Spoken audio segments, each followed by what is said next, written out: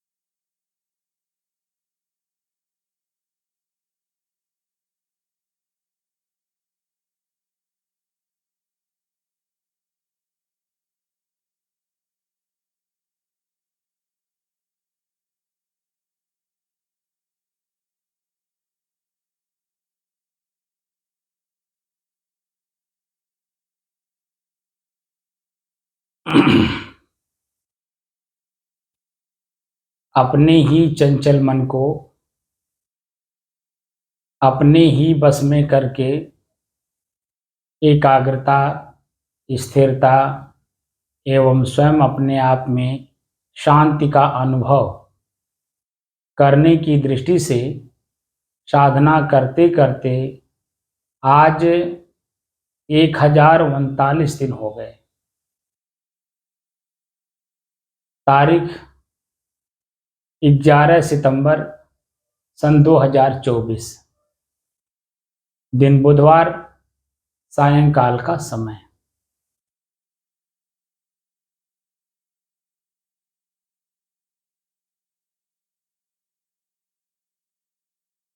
अच्छा, तो अब हम लोग आगे की प्रक्रिया बढ़ाएं जी। क्योंकि बीच में लोग आ गए, जी इसलिए आगे की प्रक्रिया हम लोगों की नहीं बढ़ पाई। जी।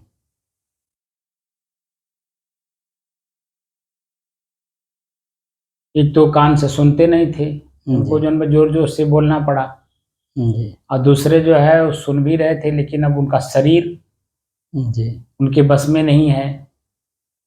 इसलिए जो होता है सो अच्छा ही होता है, क्योंकि बड़ी चीज को पाने के लिए बड़े तरह से उद्यम भी करना पड़ता है।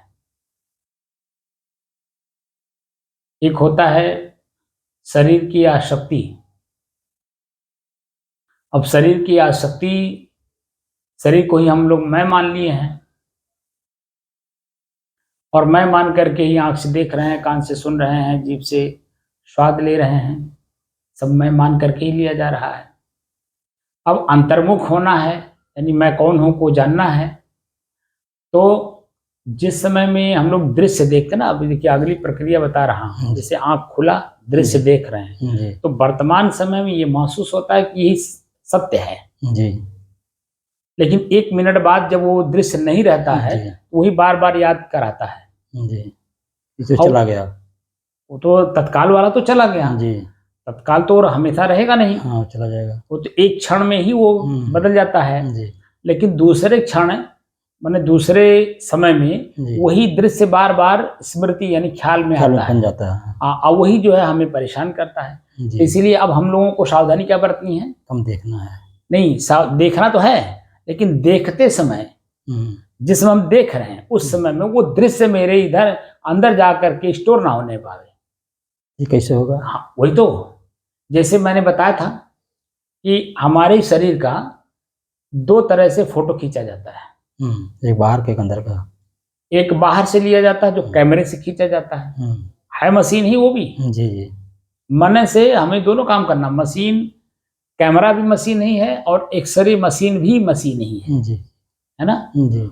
लोहा ही तो है, जी एक ऊपर का फोटो ले रहा, एक भीतर का फोटो ले रहा। जी जो सामान्य लोग हैं वो ऊपर का फोटो लेते हैं कैमरे से, जी जी देखते ही जो ना मन बना लेते हैं फलाने हों, जी जी ये फलाने के रिश्तेदार हों, ये फलाने नेता हों या फलाने ज्ञानी लोग हैं।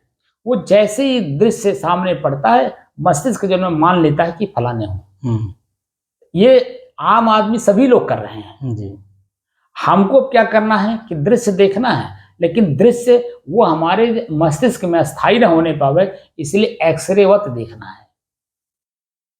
तो दिमाग को एक्सरे कैसे बनाएंगे? मन को एक्सरे बनाना है, कैसे बनाएंगे? तुरंत प्रश्न कर लेना है। ये जो चमड़ी है ऊपर का, जी ये चमड़ी अभी वर्तमान में इस तरह दिख रही है। यही चेहरा मैंने 10 दिन पहले देखा था, जी यही 10 दिन बाद देखूं तो कैसा रहेगा? बदल जाएगा कि नहीं? जी बदल जाएगा। आजकल जो मोबाइल में एडिटर आता है, एडिटर चेहरे को एडिट कर देता है। जी उसी तरह से अपने मन को एडिट कर दीजिए कि चेहरा जो अभी आजकल मांस है, फूला हुआ है, जी अब मांस गल जाए तो झुर्री पड़ जाएगी, तो क्या वो चेहरा देखने लायक है? क्या उसी चेहरे पे तेजाब कोई फेंक दे, वो चेहरा जल जाए तो क्या देखने लायक होगा? या वही चेहरा जब वो शरीर में, उस शरीर का जो मालिक है उस शरीर में नहीं रहेगा, यही जलेगा, तो क्या वो ऐसा रह जाएगा? इस तरह से मन के अंदर में प्रश्न करना है, अपने ही मन के अंदर में प्रश्न करना है कि ये चेहरा तत्काल में तो दिखाई दे रहा है कि सत्य दिख रहा है, लेकिन क्या ये हमेशा सत्य रहेगा? क्या इस क्षण के पहले ये सत्य था? क्या वर्तमान में जो सत्य दिख रहा है अभी एक क्षण बाद सत्य रह जाएगा?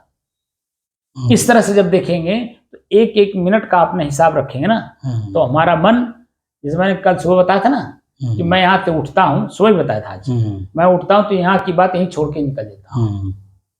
जी आज सुबह बताया था। एक सेकंड भी मन के अंदर में कोई चीज मैं नहीं रखता हूँ कि मैं ज्ञानी हूँ, मैं बड़ा जानकार हूँ, मैं ध्यान कराता हूँ, मैं ये कराता हूँ, मैं कुछ नहीं करता हूँ। जी यहाँ बैठा हूँ, आप वहां बैठे हैं, तो मेरा कर्तव्य बनता है कि मैं अपनी बात को वहां रख दे, ताकि आपका मस्तिष्क एक बार पहले सुन तो ले, क्योंकि कभी सुना तो है नहीं, कभी पढ़ा भी नहीं उस चीज को। अगर पढ़ता भी तो समझता नहीं, क्योंकि वो संस्कृत में है।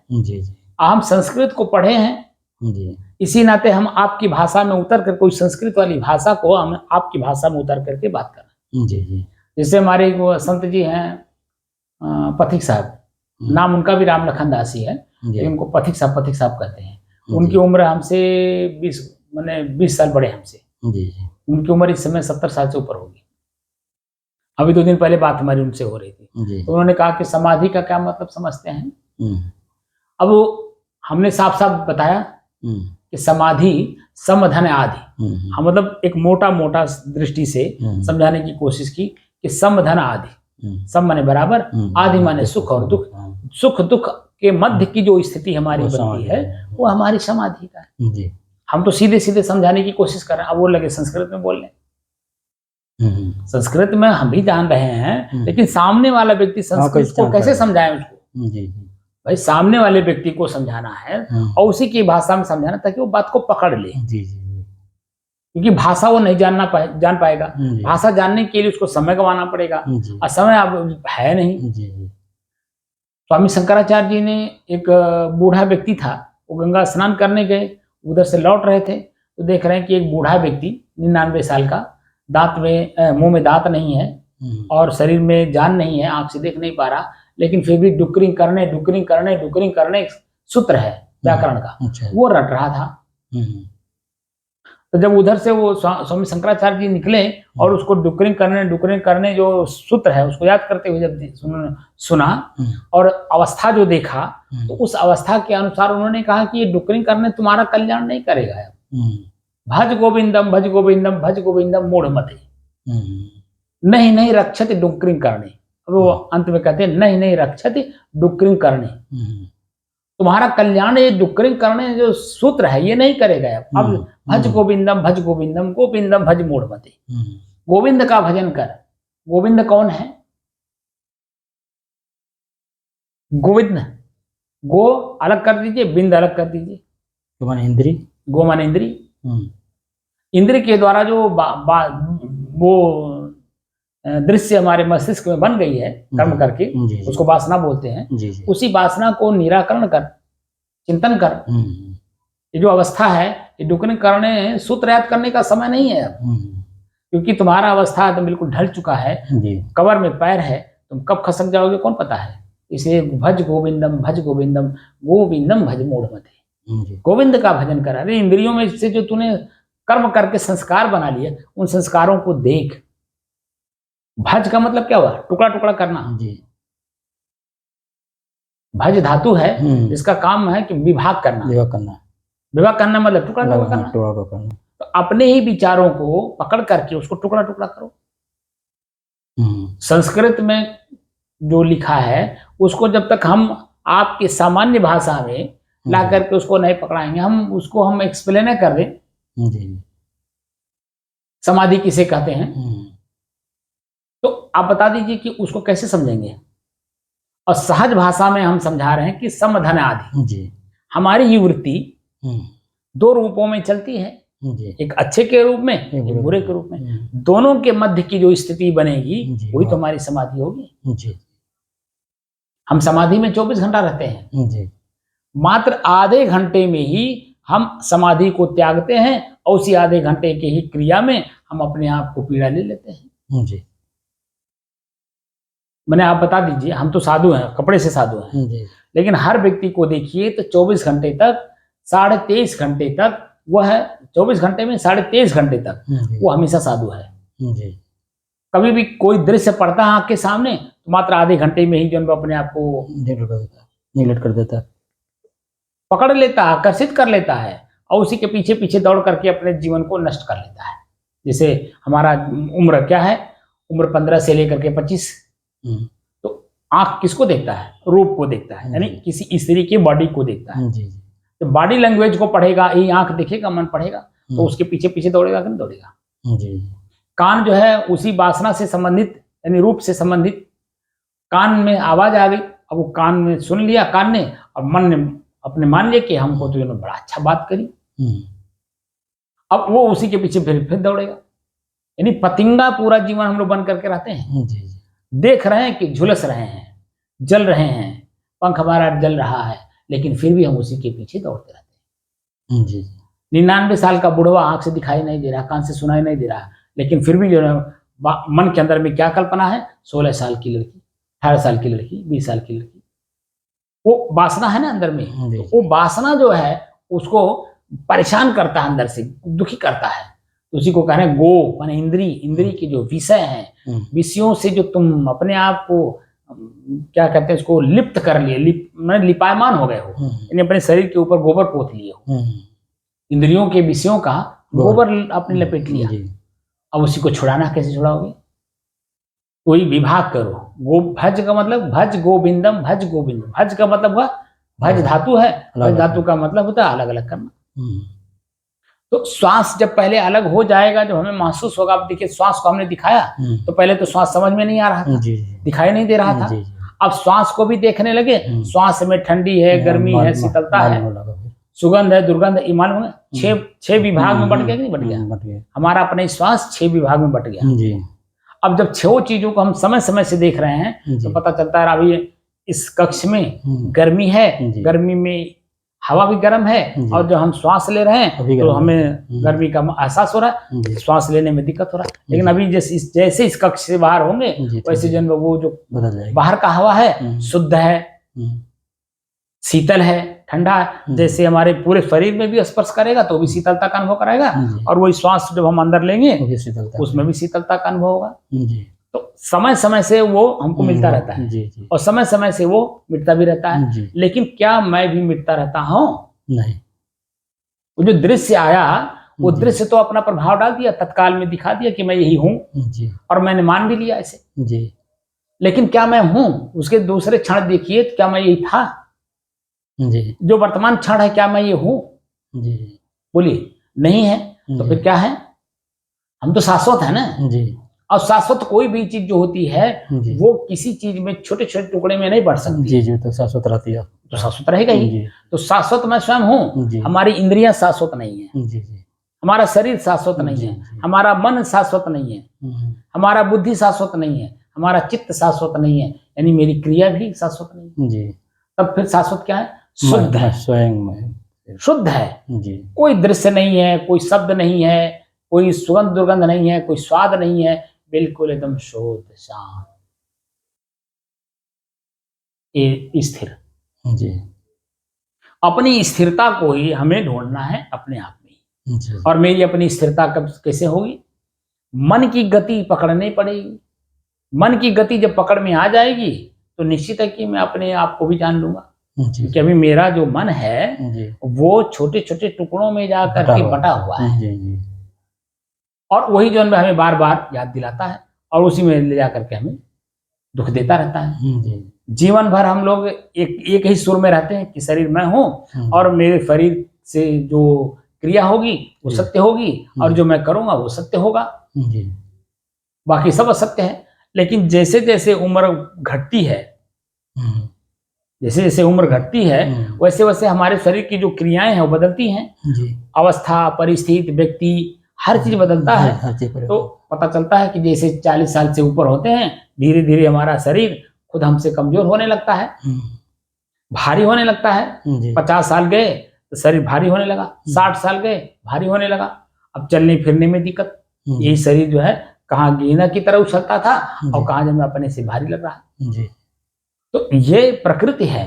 प्रकृति में 5 चीज हैं, पांचों चीज अपना समय समय से काम करेंगे। जो जवानी होती है उसमें 2 चीज काम करती है, एक वायु एक अग्नि। और इन्हीं दोनों की वजह से सबका शरीर बांसों उछलता है। किसी भी काम को करने में वो देरी नहीं लगाना चाहता। मैंने 25 से लेकर के और 30-35 साल की अवस्था तक देखिए, हर व्यक्ति किसी न किसी काम को करने के लिए सक्षम है, दौड़ करके कर लेता है। लेकिन 40 साल के बाद जैसे जैसे स्थिति हमारी बदलती जाती है शरीर की, वैसे वैसे देखिए शरीर हमारा भद्दा होता चला जाता है। और जैसे जैसे शरीर हमारा भद्दा होता है वैसे वैसे जन्म हम दबते चले जाते हैं। ये बोझ लगने लगता है, अपना शरीर ही बोझ लगने लगता है। अभी हमको मिल गया अशोक सिंह, वो कमल टेंट हाउस वाले। तो मैंने उनको कहा कि जन्म स्वास्थ्य कैसा है? कह रहे हाँ ठीक ठाक चल रहा है। इस समय उनकी उम्र हमको लगता है कि 65 से 70 साल के बीच होगी। अच्छा। अशोक सिंह को जानते हैं, कमल टेंट हाउस वाले। उनकी उम्र भी हमको लगता है 65 से 70 साल के बीच होगी। और हम जब उनसे मुलाकात हमारी हुई थी 2005 में, मगर में महोत्सव था, उस समय में उनकी अवस्था और आज 19 साल बाद मिल रहे हैं। तो हमने जब पूछा तो कह रहे हैं हाँ मैंने कुछ है, ठीक ठाक है। तो जीवन भर जो कमाए अब उस शरीर में लगाने चले गए। रोग हो गया, अब जो मैं डॉक्टर लेगा तो हमने उनको कहा कि जो मैं थोड़ा सा ध्यान किया करिए। ध्यान की हम विधि बता देते हैं, उससे थोड़ा सा आपको ये दवा से आपको राहत मिलेगी, लेकिन जब सही तरीके से करेंगे तो। लेकिन वो मिले कहाँ? भीड़ में। अब भीड़ में जब मैं कहाँ कोई चर्चा हो पाएगी, क्योंकि भीड़ में चर्चा नहीं हो पाती है, बस खाली 2 टूक बात होती है, हाल चाल हो जाता है, एक दूसरे को हम कुशल क्षेम पूछ लेते हैं, बस इतना होता है। तो हमने उनसे वही 2 मिनट में हमने कहा कि अगर थोड़ा सा अगर समय आप दीजिए तो आपको एक चीज बताता हूँ। ये जो शरीर है, ये शरीर मैं हूं कि मेरा? कहना शरीर मैं हूं। अब शरीर को मैं मान करके ही तो उन्होंने जीवन भर काम किया। तो शरीर को मैं मान के किए तो मेरा कैसे हो सकता है? क्योंकि मेरा होने में और मैं होने में दोनों में अंतर है, बहुत अंतर है। और मैं मान करके शरीर को काम किए हैं, और वही जो कमाई किए हैं वही इसी शरीर में लास्ट में लगा करके चले जाएंगे। तो जब डेहरी में जो अनाज था वो पिहाने के रास्ते निकालते गए, ऊपर से रखते नहीं गए तो खाली हो जाएगा। तो शरीर जो मेरा था वो पिहाने के रास्ते कुछ डालने वाला था, संस्कार बनाने के लिए उसको बोलते हैं, अच्छे संस्कार। हमने जो पूर्व का संस्कार था उसको तो खा लिया, खत्म कर लिया, लेकिन इस जीवन में संस्कार बनाए नहीं। तो बता दीजिए खाली किए कि नहीं? खाली कर दी। अब खाली होकर के हम जाएंगे तो कहाँ जाएंगे? जहाँ जाएंगे जैसा हमारे जेब में पैसा ना रहे तो जहाँ जाएंगे ठोकर खाएंगे, वहां हमको जो इज्जत देगा? कोई नहीं देगा, कोई जगह नहीं देगा। आपकी इज्जत तभी है जब आपके जेब में पैसा है। जी। तो आपकी इज्जत तभी है जब आपके पास संस्कार है। और संस्कार भी कई तरीके के होते हैं। तो जब अच्छा संस्कार लेकर के जाएंगे तो हर जगह आपकी इज्जत होगी। माँ से लेकर के और समाज के प्रत्येक वर्ग तक आपकी इज्जत होगी, क्योंकि आपके जेब में पैसा है, यानी संस्कार है। संस्कार अच्छे हैं, सबकी सेवा आपने की है, और वही संस्कार जो है आपको कलेक्शन करने के लिए बाध्य करेगी। जी जो आपने दिया है जी। उसी को एक बार कलेक्शन कर लेंगे, फिर खाली हो जाएंगे, फिर बोना पड़ता है। जैसे खेत में बिया बोइए, जी एक बार काट लीजिए, फिर दोबारा बोना पड़ता है कि नहीं? जी, बोना पड़ता है। बार बार बोइए, बार बार काटिए। जी जी ऐसे ही हमारे संस्कार हैं, एक बार हम बोते हैं, एक बार काटते हैं, जी जी एक बार बोते हैं, एक बार काटते हैं। जी, यानी एक बार हम सेवा समाज का करते हैं करते हैं। और एक बार वही समाज हमारी सेवा करता है, फिर हम वो खाली हो जाते हैं, फिर एक बार समाज की सेवा हम करते हैं, फिर एक बार समाज हमारी, ऐसे क्रम चल रहा है। जी जी और उसी क्रम में जो है हम लोग एकदम बिल्कुल अनवरत चलते जा रहे हैं और कहीं स्थायी स्थान मिल ही नहीं रहा है जहां हम स्टे कर सकें, जी जी। अपने घर में रुक सकें, वहां अपने आप का आनंद ले सकें। बस खाली चल रहे हैं, यात्रा में हैं। जी जी क्योंकि हम घर खोज रहे हैं और घर मिल नहीं रहा है। जी, यही हम एक स्थायी घर जगह खोज रहे हैं जहां बैठ जाने से हमारी जिंदगी कट सके। जी। तो वो कैसे मिलेगा? स्वयं मैं खुद ही जी, स्थायी स्थिर हूँ, जी अस्थायी हूँ, लेकिन हम बाहर जब खोज रहे हैं तो कैसे मिलेगा? जी जी। इसीलिए संत महात्मा कहते हैं कि जब तुमने सुई तुम्हारी घर में गिरी है, बाहर खोज करके क्या करोगे? मिलेगा? नहीं मिलेगा, कतई नहीं मिलेगा। तो बाहर खोजते रहो, जहाँ गिरा वहीं मिलेगा, वहीं मिलेगा। तो भीतर में आपने खोया है तो भीतर में ही खोजोगे तभी मिलेगा, बाहर तो मिलेगा नहीं। और उसके लिए भी जब आपको किसी न किसी एक विशेषज्ञ का सहारा लेना पड़ेगा। अभी एक व्यक्ति मेरे पास जो मैं व्हाट्सएप पे मैसेज किए, और वो भी किसी संस्था से पहले जुड़े हुए थे जी। वो बहुत बड़ी संस्था है। तो उस संस्था में उनको रहते वहाँ का जो कल्चर है, पढ़ते या करते करते वो डिप्रेशन में चले गए। अच्छा, तनाव में चले गए। और तनाव में जब गए तो वहाँ के संस्था वाले सब उनको बाहर कर दिए। घर वाले इनको ले आए तो इनको जो तनाव था, मानसिक तनाव, उसे कुछ तरह से दवा करके ठीक किए। तो अब जो है वो अपने घर पर रह करके क्लिनिक भी चलाते हैं, डॉक्टर हैं, और अपना काम भी कर रहे हैं। तो वो मेरे व्हाट्सएप से जुड़े। तो कल जो उन्होंने प्रश्न किया कि कबीर की कौन सी ऐसी ज्ञान आपके पास है जो आप दे सकते हैं? तो मैंने कहा कि स्वयं की पहचान,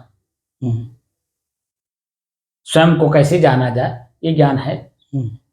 तो स्वयं को कैसे जाना जाए, वो 2-3 बार प्रश्न मैंने किया, उन्होंने किया, तो मैंने उसका उत्तर दिया। तो अब वो जो है वाद विवाद में फंसना चाह रहे थे। तो वाद विवाद हम क्यों पड़ेंगे? भाई जो स्व है, स्व को स्वयं ही जानना होगा और भीतर ही जानना होगा। जी जी। अब आपने बाहर क्या किया क्या नहीं किया मैं तो नहीं जानता। जी जी। लेकिन आप जितना जानते हैं उतना और जो बताया जाता है उसका, दोनों का कंपैरिजन करिए आपस में। जी जी। जब कंपैरिजन करेंगे आपस में, तुलनात्मक अध्ययन करेंगे, तो पता चलेगा कि वो सही था कि ये सही था। क्योंकि ये आपको असत्य लगेगा, क्योंकि यहाँ अपनी तरफ मुड़ा जा रहा है। और पहले क्या था, कोई परम पिता परमेश्वर है, वो हमारा कल्याण करेगा। जी जी। अब क्या है कि मुझे स्वयं का अपना कल्याण करना है। आंख से देख करके भी अनदेखा करना है, कान से सुन करके भी अनसुना करना है, भूख को जीतना भी है, श्वास लेते समय कितना दुर्गंध आवे लेकिन हटना नहीं है। तो अब ये सब काम कौन करेगा? स्वयं करना पड़ेगा, स्वयं करना पड़ेगा। कितना भीड़ हो और उस भीड़ में मैं अपने आप में भीतर से शांत रहूं, जी जी, व्यवस्था बनानी पड़ेगी ना। जी जी। भीतर में हमारे इतना कबाड़ भर गया है कि वो भीतर का कबाड़ जो ना, वो उसको बोलते हैं भीड़। हम इतना देख लिए हैं, इतना सुन लिए हैं, इतना भोग लिए हैं कि वो भीड़ कबाड़ जो है हमारे अंदर में भरा पड़ा, कारण वही सब है, वो कारण है। अब उसको निकालना पड़ेगा, बिना निकाले कैसे हल्का होंगे? जी जी। जिस गोदाम में सामान रखा हुआ पहले से ऑलरेडी, उसमें से बिना खाली किए दूसरा सामान कैसे रखेंगे? नहीं रखेंगे। किसी अटैची में पहले से कपड़ा रखा हुआ, उसको बिना निकाले दूसरा नया कपड़ा कैसे जाएगा? जी। तो हमारा मस्तिष्क भी तो वही है ना, हम इसमें पहले से कबाड़ भर लिए हैं, बिना खाली किए नया चीज कैसे उसमें जाएगा? जी। तो खाली करना पड़ेगा ना। तो श्वास का सहारा लीजिए, अपनी चीजों को खुद देखिए, क्या अच्छाई है क्या बुराई है। हमने खुद जो अंदर भरा है, किसी का सुन करके, देख करके, चख करके, सूंघ करके, चल करके, कुछ करके, जो कुछ भी हमने रखा है उसमें अपने आप को देखना है कि क्या ये सत्य है, अस्थाई है, क्या ये शाश्वत है, क्या सदैव रहेगा? नहीं रहेगा। क्या वो जो कर्म हुआ है जी वो आज है, नहीं परिवर्तनशील हो क्या गया। आगे रहेगा? नहीं परिवर्तनशील तो कौन सा ऐसे चीज है जो कल भी था, आज भी है और आगे भी है। रहेगा? स्वयं स्वयं में हूँ बस। तो स्वयं को कैसे जानेंगे? क्योंकि जी मन तो आड़े आ रहा है ना, जी बीच में तो यही कहता मैं ही हूं, जी और जो कि नींद कहती है कि मन भी नहीं है। हम्म। नींद में जाने के बाद हाँ, कहीं तो मन रहता मन है, भी नहीं रह जाता है। तब जी इसका मतलब है कि मन भी नहीं है। जी हर अवस्था हमारे सामने से गुजर रहा है, जी लेकिन हमारी दृष्टि नहीं पड़ रही है कि हम उस अवस्था को पकड़ सकें। जी जी हम ही लोग जब सो जाते हैं अपने शरीर पे से सारा वस्त्र उतार देते हैं, एकदम निहंग होकर के सोते हैं। जी अब उस अवस्था में पूरे शरीर का और जो हमारे मन मस्तिष्क में है सबका कुछ का ख्याल रहता है? कुछ नहीं रहता है। भयंकर ठंडी हो, भयंकर गर्मी हो, हमारे शरीर से पसीना निकल रहा हो, या दो दो तीन तीन रजाई ओढ़े हों, जी और जब नींद आ जाती है जी तो उसमें पता चलता है कि मेरी रजाई गिर गई है। नहीं नहीं नींद आने वक्त नहीं पता चलता। पसीना खूब होता है आपके शरीर में, आपको पता चलता है कि मेरा कपड़ा भीग गया है, मेरा बिस्तर भीग गया है? ना कुछ पता नहीं चलता है, क्योंकि आप अपने आप में हो। वो अवस्था, जागृत अवस्था में हमें ज्ञान के द्वारा प्राप्त करना है। जी ज्ञान के साथ साथ प्रज्ञा जब जगाएंगे तब ना उस बात को समझेंगे। यानी थ्योरी प्लस प्रैक्टिकल। जी जी प्रैक्टिकल यहाँ प्रज्ञा है, जी और जो थ्योरी है वो ज्ञान है। ज्ञान है। जी तो ज्ञान तो हम कहीं से भी ले सकते हैं, जी लेकिन प्रैक्टिकल किए बिना उसको कैसे, उसका महत्व को समझेंगे? नहीं समझ मिलेगा। उसके महत्व को समझने के लिए हमें प्रैक्टिकल करना आवश्यक है। जी तो हम अपने श्वास को देखें, जी श्वास में हमें कितनी चीजें मिली, फिर उसके बाद हम क्या दिखाए थे, नाक के निचले हिस्से पे और मोछ ओंठ के ऊपरी हिस्से पे, यानी मोछ के एरिया में क्या दिख रहा? पसीना। अभी देखिए पसीना हो रहा है, गर्मी है, पसीना हो रहा है, गीलापन मालूम हो रहा नहीं? जी अब इसी गीलेपन में कुछ गुदगुदी भी होगी, जी जी कुछ खुजली भी होगी, जी और यही पसीना सूख जाएगा तो कुछ खिंचाव भी होगा, चरचराएगा भी, चरचराएगा भी, दर्द भी करेगा, खुजलाएगा भी, तमाम चीजें होंगी। लेकिन क्या वो खुजली में हूं, क्या वो गीलापन में हूं? कुछ नहीं। ये तो प्रकृति के परिवर्तन से दिख रहा है। दिख रहा है जी। जो कुछ भी हमको दिख रहा है प्रकृति के परिवर्तन होने से दिख रहा है। जी जी और वही अभी परिवर्तन जैसे ही पंखा चलेगा और हमारा ये जो पसीना है सूखेगा, तो हमें जो गीलापन महसूस करा रहा है वर्तमान में वो सूख जाएगा। तो सूखापन महसूस कराएगा कि नहीं करेगा? तो अवस्था बदली, परिस्थिति बदला, हमारी वो चीजें बदल गई जी। लेकिन उसको जानने वाला, उपभोग करने वाला वो तो नहीं बदला ना। वो तो शाश्वत ही है, वो तो तीनों काल में है। मैंने पसीना के पहले भी था, पसीना के समय भी है, अभी पसीना सूख जाएगा तो भी रहेगा। इसलिए तीनों काल की जो स्थिति है उस पर हमें स्थिर होना है जी। तो इसीलिए भीतर से चेतना में रहने की बात मैं करता हूँ। भीतर से चेतना में जब आप रहेंगे तो मस्तिष्क बिल्कुल हल्का महसूस होता है जी, जैसे कुछ है नहीं ना जी। कोई ख्याल, याद, स्मृति कुछ नहीं है, कोई दृश्य नहीं है, कोई सुगंध नहीं, कोई दुर्गंध नहीं, कोई शब्द कान में, कोई शब्द नहीं है। तो कुछ नहीं रहने की वजह से जैसे ये हमारा कमरा है, खाली है, बिल्कुल दिखाई कुछ नहीं दे रहा, ऐसे ही कुछ नहीं दिखाई देगा। भीतर से चारों तरफ से दीवार दिखाई देगा सब, लेकिन मन के अंदर में कुछ नहीं रहेगा, तो हल्कापन महसूस होता है जी। और जब मन में कुछ बात रहती है तो दबा दबा से महसूस होता है जी। और जब मन में कुछ नहीं रहेगा तो हल्का हल्का महसूस करेगा जी जी।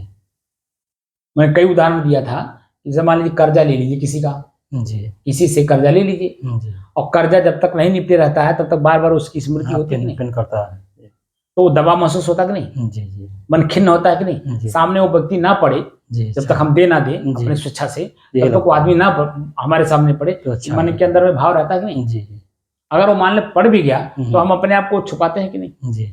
अगर मान ले नहीं भी छुपा पाए, सामने पड़ भी गया तो हम उसे क्या कहते हैं, अपने आप को महसूस होता है, पहले से बता देते हैं, दबा महसूस होता कि नहीं होता है? लेकिन जब हम वही दे देते हैं तो खुद मतलब हल्कापन महसूस होता कि नहीं जी जी। हल्कापन पूरा हो जाएगा। और वो व्यक्ति भी सामने पड़ेगा तो हालचाल बल्कि पूछेगा, आपको दबाव वाला भाषा नहीं बोलेगा, बल्कि हालचाल पूछेगा, कुशल क्षेम पूछेगा, और कोई अगर आवश्यकता हो तो उसके बारे में पूछेगा, क्योंकि आपने समय से लिया तो समय से लौटा दिया, तो आप उसके सामने इज्जतदार हो गए और आपके सामने वो इज्जतदार हो गए, क्योंकि आपने उनसे मांगा, उन्होंने दिया और आपने समय से लौटा दिया, एक दूसरे के पूरक हो गए। तो आपका संबंध जो भौतिक जीवन है वो आपका सामान्य रूप से चलता रहेगा। जी लेकिन ले तो लिए और दिए नहीं, जी समय से भी नहीं दिए, समय से बाद भी नहीं दे रहे हैं। जी आप बता दीजिए आपका मन कितना कष्टित होगा। जी जी खुद दूसरा कष्ट हमें दे या न दे वो बात अलग बात है, जी अपना ही मन दबता है नहीं दबता है। दबता है मन। तो वही जो दबाव है वो दबाव नहीं होने पाएगा जब हम सतर्क रहें, सावधान हैं और समय से ले जाकर के उनको दे दिए हम। जी जी तो व्यक्ति का जो व्यक्तित्व है वो जी। हमेशा सामान्य रूप से बना रहेगा। जी तो हम लोग क्या करेंगे कि अब श्वास को तो मैंने सुबह क्या बताया था कि श्वास पहले क्या बताया था, पसीना, शरीर और मैं। जी अब क्या देखना है, श्वास, सुगंध, दुर्गंध और मैं। जी जो 6 चीजें इसमें मिली हैं, जी जी तो श्वास हो गया, ये तो शुद्ध हो गया, लेकिन उसमें जो 6 चीजें मिली, जी ठंड, गर्म, शीतल, जी सुगंध, दुर्गंध, सामान्य, 6 चीजें हो गई। तो क्या वो 6 में से मैं हूँ? नहीं, कुछ नहीं, 6 में से मैं कौन हूँ? कुछ नहीं, सुगंध हूँ, दुर्गंध हूँ, कुछ नहीं, सामान्य हूँ, ठंड हूँ, गर्म हूँ, शीतल हूँ, क्या हूँ? कुछ नहीं। वो किसका है? महसूस तो हो रहा है कि नहीं हो रहा है? प्रकृति का। किसका हो रहा है? पसीना हो रहा है तो जल तत्व है, जल तत्व का है। गर्मी महसूस हो रही है तो अग्नि तत्व है। पांचों तत्व का है सब। तो इस तरह से जब देखेंगे तो उसमें मैं कौन हूँ? तो मैं वो नहीं हूँ, मैं सबको जानने वाला हूँ, मैं उनको देखने वाला, जानने वाला, समझने वाला, उपभोग करने वाला और उनसे अलग। जी। इसमें जो है कष्ट मिलेगा और जो अपने आप में कष्ट